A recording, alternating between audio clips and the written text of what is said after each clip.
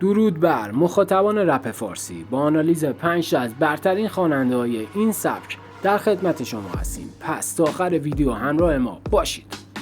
اولین نفر بهرام، اعتبار رپ فارسی. 5 موزیک برتر وی: لمس، اینجا ایرانه، اشتباه، من و ساز انتخاب میشه. موزیک نوستالژی وی رو من 24 ساعت انتخاب میکنم. و نهایتاً فیت برتر وی ما با همین به همراهی رضا پیشرو انتخاب میشه.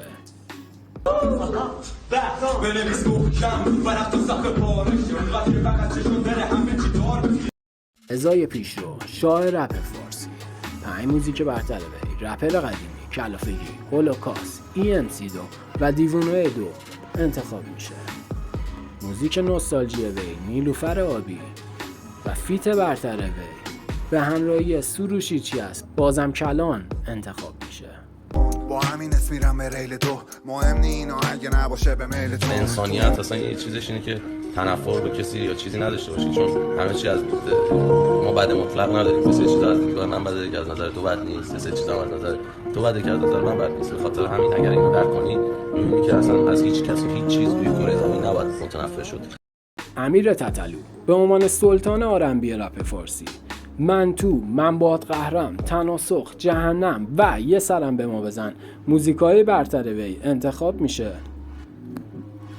و موزیک نوستالژی وی با تو هستش و فیت برتر امیر تتلو جنگل تاریک به همراهی رضا پیشرو و حسین امام رپ فارسی انتخاب میشه.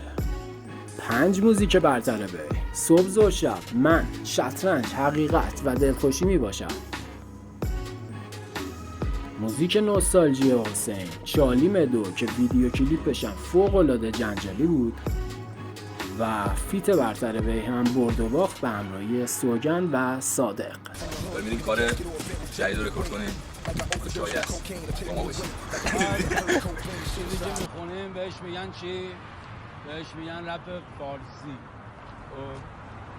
فارسی یعنی چی؟ یعنی واسه همینجاست. و در آخر پدر رپ فارسی سروش اچگس، یه مش سرباز، تو کجا بودی، بنک، جدول و رویا و اختلاف 5 موزیک برتر وی می باشد. موزیک نوستالژی وی انجام وظیفه انتخاب میشه و نهایتاً فیت برتر وی به همراهی سامان ویلسون به اسم واسه هر ایرانی انتخاب میشه.